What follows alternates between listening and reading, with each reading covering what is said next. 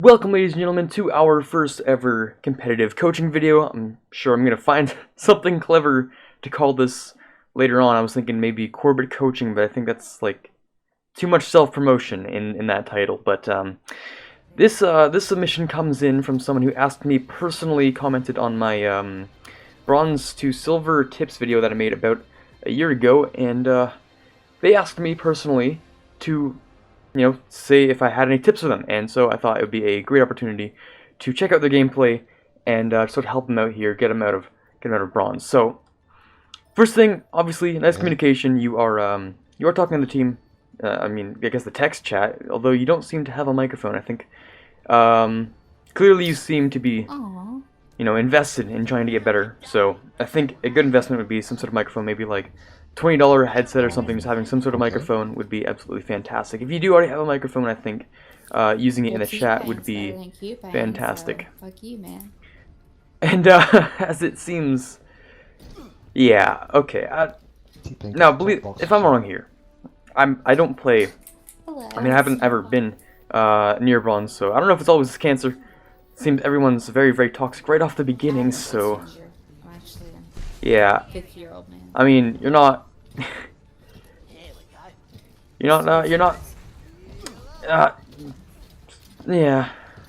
I was gonna say words about toxicity and how you're not contributing to solving the problem, but all right. So your positioning right now, I think, could use a little bit of work. I mean, you did see. I think you knew they had that bastion there because obviously you could hear the bullets. So.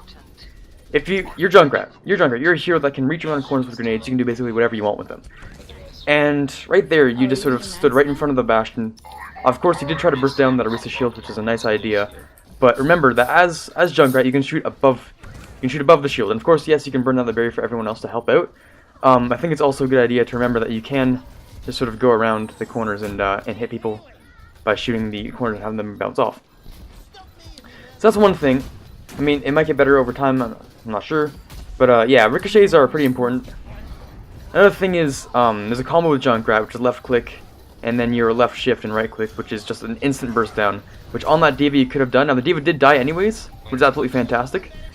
Nice use on the concussion mine on that bastion. It made him out of position. It made him harder to aim. Nice job on that one. Now, of course, as Junkrat, if you're like an inexperienced Junkrat player. Although I don't think you are an inexperienced Junkrat player, you seem to be knowing what you're doing quite a bit more than I do, to be honest. But yeah, okay, that's a situation where you could have had an extra mine, would have gotten you right out of there. So I think keeping an extra mine there would have been a good idea. Another thing is, I do see you opening your chat a whole lot. Now, yeah, I mean, it's fine, communication, it's good and stuff, but communication, like, reactions like saying lol and all that stuff, I mean, yeah, there you go. Getting your way back to point, if it was something like exceedingly important, that would be a little bit of a hindrance. I know trying to communicate is hard if you're not using a microphone, but I mean, you're not really going to be using text chat that much unless you're trying to respond to someone flaming. So I mean, a lot of people will just sort of mute their chat in general. Also, you saw that Reinhardt who was stuck in your trap, but yeah, alright. You stuck in your trap. You had the time to capitalize off of him being in your trap because he didn't have a shield up. Now Reinhardt, obviously, as you get into higher plays, will try to use their shield instantly as they get into a trap. So that might not always work the first time, but at least while you're in bronze, might be a good idea. Now about this Riptire. The thing about this Riptire is you don't know where the enemies are. You had no clue. You whipped out that Riptire because it felt like a good idea, didn't it? The thing is, there was one person on that point, and the rest of their team, you had no clue. You had no clue exactly where they are. So, a good tip, if you're going to use your ultimate, I mean, it's basically for most ultimates, offensive ultimates, defensive ultimates, well, not defensive ultimates as much, damage ultimates, DPS and stuff, you got to know exactly where your targets are. Say, if you're playing Genji... Try and push left. Okay, switching to Soldier, that's nice. Maybe not. Okay, you're gonna play Tracer, that's fine. So, as Junkrat, you're gonna want to know exactly where your enemies are. You want them to group up. You get to be grouped up because when you use your ultimate, it's obviously best capitalized when there's an entire team ready to take the full force of it. Now, your only clue of where the enemy was that one person on the point, but clearly you had 4 people on your team on that point, which was pretty important to make sure you knew. Okay, I realize you're Tracer, so you have your blinks to get there, but all right, it's fine, it's fine. I won't judge you on that one. That's cool. You can have your blinks back in time anyway, so it's fine.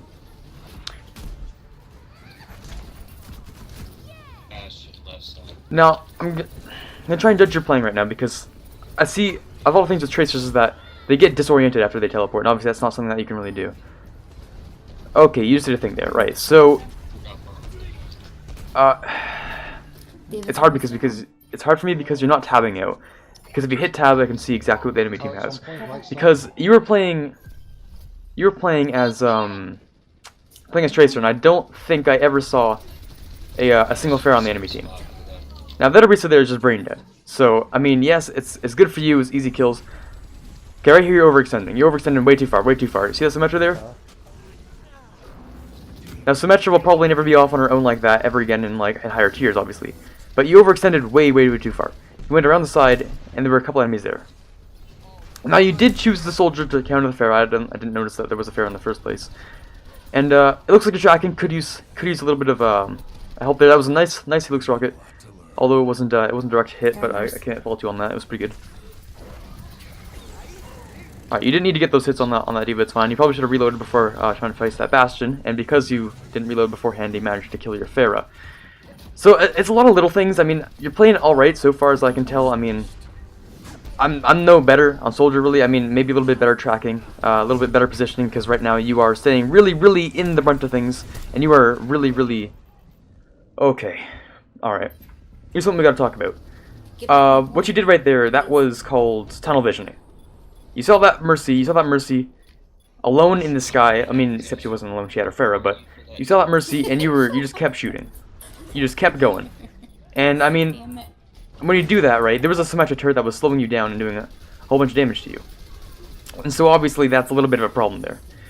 Now, instead of shooting the Arisa here, what you should be doing is shooting the Bongo. The Bongo because she's doing more damage the longer that the Bongo is up. So I think your first priority should have been the Bongo. She wouldn't have taken the damage to realize that she's in trouble until you actually hit her. And so that turret's still there because of that one time you didn't get rid of it and focus the Mercy. So what happened with that Bastion is, I'm not sure if you heard the ultimate or not, or whatever it was, but alright, let me just pause real quick. I'm not sure if you heard the ultimate or not, but you went alone right along that corner.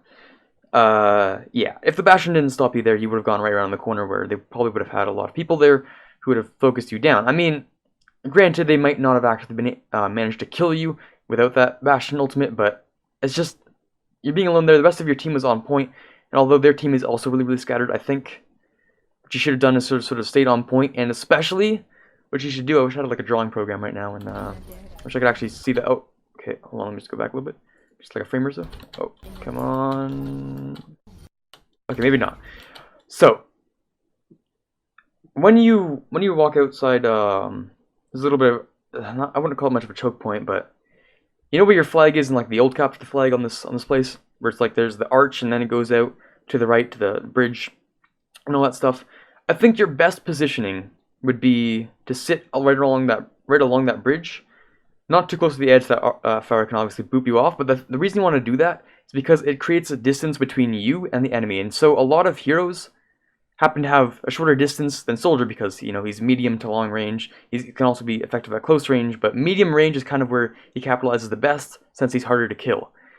Now, Bastion obviously capitalizes off of being really close towards medium distance. So your Bastion will probably focus other enemies other than you because there's probably a whole bunch of grouped up allies on the point that he'll start shooting at. If you say are away from the point, you aren't a focus of fire, you can start dealing damage to the enemies without everyone trying to focus you the instant they see you. Now I'm going to see how the rest of this game plays out. It looks like you might actually win this one, which is fantastic. That'd be really good for you. Alright, so right here is a really good place for you to be if you are not trying to contest the point. So, I wish I had a drawing program instead of having my mouse here. Right, so, reason 1, this provides really, really good cover for you. Why? Because, well, standing across the bridge over here, you can just sort of hide behind sort of in this direction, and they can't really see you. It's perfect if you need to put down your biotic field. It's great for healing and stuff. Another reason is that this is relatively high ground from the point. And although it's not humongous high ground, it's still something that should be taken into consideration.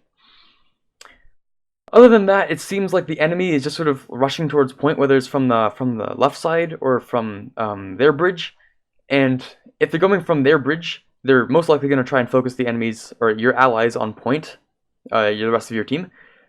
And that puts you in a more safe position to deal damage, and maybe even hop inside the building for cover, or hop inside the building and there's a health pack right outside the edge of the inside of the building. So, as for your ultimate, I mean, yeah, okay, I'm gonna say this is good use of it. This is good use of it. The only thing that could be, yeah, okay, tracking, yeah. Working on that tracking might be a really good idea. Another thing is holding left shift. Of course, when you're trying to if you're 1v1ing in Symmetra, the chances are you are probably not going to survive until your tracking improves. So until then, a good idea might just be to let me just pause this. Might just be to disengage the Symmetra, because she obviously can't run as fast as you, and her beam, although it sticks for like 0.5 seconds while you're out of range, she won't be able to keep up with you, because your sprint speed is like 1.5 times regular movement speed. So as Soldier, until you are 100% certain that you can 1v1 that sim, or you have enough backup and support and like teamwork to get rid of the Symmetra, because obviously Symmetra is going to be a high priority target in lower tiers like Bronze and Silver, and yeah, you might just want to start disengaging with Symmetras until you can make sure you get them down pat in a 1v1. So what's funny is that I think the enemy team obviously says thanks for the lost sim, when really I think that Symmetra wasn't exactly their problem, but I'm not giving them tips, I'm giving you tips here. So, yeah, I don't really need to see the play of the game or whatever, I'm just going to skip past that. Play the game, yada yada. You did not get a card. Right, so, our fair player by the name of Gucci, I'm going to try and find these specific moments that can give you very, very specific tips. So, let's see, where'd you put your trap? An important thing to know is where'd you put the trap. Okay, hold on. You put the trap not where you should have put that trap. Hold on. Where did you put that trap? Wait, what? Hold on, what? Okay, yeah, that trap placement is not ever where that trap should be. The thing about Junkrat trap is that it has huge potential for singling out a target on the enemy team. Why? Because, well, in Bronze and Silver, and especially without communications, which I'm assuming might be one of the main problems for people in the enemy, is that it's hard to just communicate with people that you're caught in a trap and that you need assistance, because being caught in a trap leaves you really, really vulnerable to just about everything that comes your way. So having your trap in a better position, maybe where you're pointing right now, kind of like at their entrance on the left side, it can keep one team member behind. And that's really, really important. Also, right there is a really, really important trap spot. Now, you see the Bastion there. You can see the Bastion because of his height is very, very easy to see. And let me just listen. Yeah, you can hear the bullets. Now, right here. All you need to do is adjust your aim to the left a little bit. That Arisa may or may not have noticed you, but she's definitely not focusing right now, I don't think. Yeah, no, she's not. She's just sort of mindlessly shooting. Now, I did see you put your trap there. That's a good place for it. I'm just saying you could have like put it back there as well. Yeah, that's a good place for it. It's fine. And you did push past the shield and start throwing bombs at them. But what I think is you should have stayed there. You definitely should have stayed there, because what you could do is rebound your grenades off the walls, or you could stay there and you could have just bursted the Arisa down.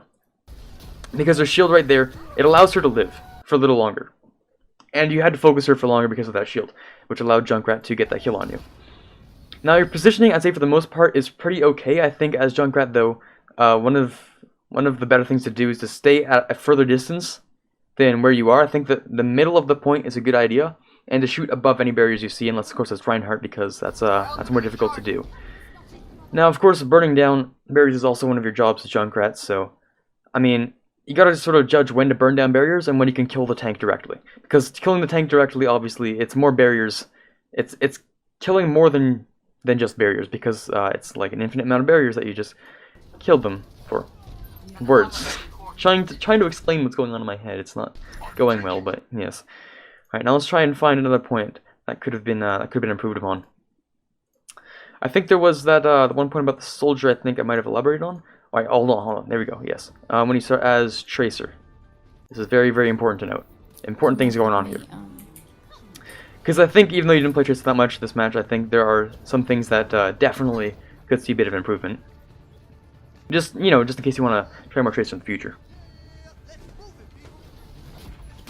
Right, so you're in a situation, you see Junkrat on the right side, spamming grenades in, and you are now at the very front. Now what we can see here is the Pharah on the right, she's doing damage from behind. I can see a Moira attachment to that Junkrat, which means your Moira is also in there.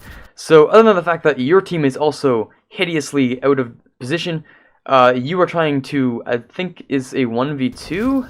Because I'm not seeing the rest of your team at that point. Yeah, your Pharah just bailed, and I'm not hearing the presence of anyone else on your team on this point.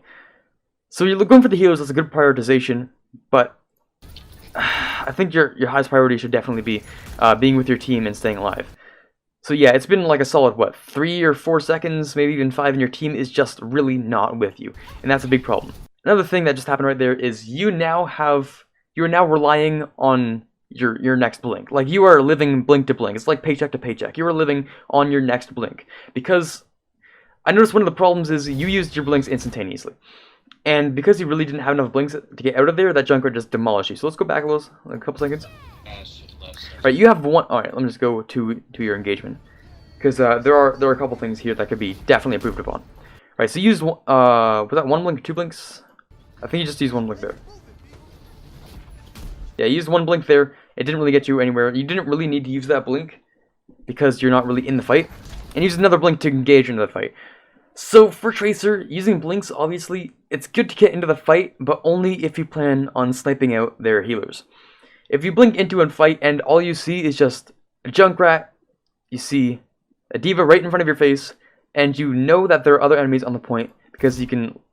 Okay, maybe you can't look at the top because the point's not actually unlocked, but you're sure you can hear other people on the point. Now clearly, you saw the Symmetra shield broke, now you know there's a Symmetra on point. Symmetra versus Tracer, that is very, very dangerous. So not only are you now behind the enemy, there's a D.Va and Junkrat to your left there, but you now know there's a Symmetra there and you are in there alone. So now you see the Mercy is supporting their, I think that's the Junkrat, yeah, healing the Junkrat and all that, and you decide to go for the tank. Now, of course, you charge your ultimate very, very quickly off of that, yes. But notice you now only have 1 blink. So as Tracer, a good tip is always keep 2 blinks.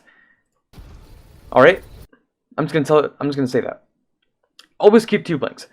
Why? Well, engaging with 1 blink is one thing. Engaging with 2 blinks is a 100% no-no. Because you might have to use that 1 blink to disengage, but that 1 blink might not be enough for you to actually get out of the situation. Not only that, but if you use another blink to get even further the way you did, yeah, look at that. You are now living on your next blink. That was it. This is the point of no return. This is where you just, like, literally, even Grandmaster couldn't get out of the situation. Now, the only thing you have left is that recall, so I was wrong. Grandmaster can get out of the situation. A simple E, because, look, Junkrat on your left, he's looking right at you. D.Va right in front of you. Clearly, you are being extremely focused by 2 enemies. Hitting that E is going to allow you to get right out of there and then blink away. Instead, though, the Junkrat caught you by surprise and you just got bursted down. Now, I'm sure you did notice that there was the Pharah, because that's probably why you switched to Soldier instead of continuing to play Tracer, which I think it is a good idea, obviously, but you did have, what was that, 30% I think on your ult, which could have landed you 1 pulse bomb. Yeah, you had 36% of your ult. So getting over back onto the point, and then you probably could have landed a pulse bomb in there. I mean, it's super, super fast to grab your ultimate as Tracer. I think you could have just gone back and just sort of gotten it down. I don't know. Of course, I could be wrong. Now, your positioning right here, I think I mentioned this before, but yeah. Enemies on the left, enemy on the right. This is open hunting season for you right now. So just standing right there. Peeking around a corner like this position right here, this is absolutely fine. But going around to the left side, if you know that there are enemies there, that is a really bad idea. Because, look, Roadhogs, you're dead. Orisa, Halt, you're dead. Literally, Pharah, dead. I mean, because that area is so hard to actually be in a good position in, I think it's generally a good idea just to stay away from that ledge entirely, because Pharah gets the easiest boop off on you, and even if she doesn't land you inside the death zone right there into the void, clearly they're gonna have like the rest of a team there, and judging by your tracking, 1v1 with a Pharah might not be your best situation, just because she's a much easier character to play in terms of actually landing the DPS. So when you engage Pharah, I think it's best if you, I mean, of course, obviously you're going to want to grab that mic first, but your best situation is to tell your team we have to focus at Pharah, because you have a D.Va right now. D.Va is one of the best counters to Pharah in the game, so you're going to want to tell your D.Va that you're going to try and focus Pharah and that she should do the same. Alright, so last moment of improvement before we wrap up today's coaching video. Let's see if we can find one more really important specific. Alright, you know what went wrong there. I'm not gonna fault you for that one. I think you understand what the problem is with that. Now you're without your cooldown on your Helix Rocket. That's okay though. That was a good melee there. I know obviously that was an easy thing to understand, but alright, here we go. Do I wanna, is that the right time for me to talk about that? Hello there, Bastion. Yes, that is a easy kill for him. Alright, yes. Sorry about that. Didn't mean to relive traumatic experiences. So, let's see. When did you get your ultimate? Let's just check there. Alright, you have it right there, and obviously there's not much you can actually do about that. You hear two ultimates. There's a Bastion ultimate, and you can hear the Justice Rains from above coming from there, Pharah. So using your ultimate obviously wouldn't be a fantastic idea. I mean, I don't really know what your Pharah is doing. She did a great job with it, I suppose, so that's okay. One of the best things to do against an ulting Pharah, if she does not see you, obviously whipping out your attack visor. If if you know that your aim is not going to be the best it could possibly be, is a good idea. But other than that, is just holding down left click on an ulting Pharah, and then obviously right click to finish it up since she's very immobile. Right, so this is easy pickings for you because you're playing against other bronze players who are not getting these tips here. Yeah, we talked about that Symmetra, that's okay. Right, that might actually just be it. Now, you're not a bad player. You are not a bad player. I think there are some things obviously to be improved upon. One thing is definitely 100% that communication, because a microphone in this video game is almost 100% mandatory once you reach higher ranks. So even lower ranks, I think, once you do grab that microphone and you have open voice comms, spreading positivity, I think, is one of your best options. Because I did a couple of videos on like why flaming your teammates is a bad idea. One of which is just because they're gonna feel less motivated to do anything you ask them to. Obviously, tilting is what the enemy just did. Thanks for the lost sim. They probably didn't even ask us to match to switch, which is kind of a bad idea. And the people who were on your comms were, to say the very least, extremely toxic. And I think spreading a little bit of positivity could have improved that. We're just gonna skip the play of the game alive. All right, yes. So I mean, you're no T-Pain. You did play well as Junkrat, I think. You did do more or less your job as Junkrat. But I think your positioning obviously could have been a bit better, and obviously that soldier positioning could use a 100% rework. You're a lot facing forward. You're trying to speak words. Yes, first episode of any series is always hard to record with actual fluent English. That's it for today's competitive coaching. Obviously, still no clever names for that yet. I'm gonna think of some.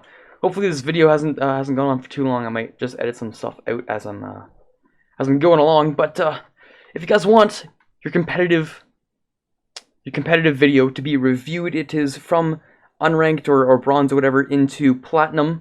Platinum is my current rank, so I can give tips basically up to that rank. But other than that, I wish you guys the best of luck in your games. And if you need some if if you need some competitive coaching, you know who to ask. This is Carter signing off, and as always, have a fantastic day.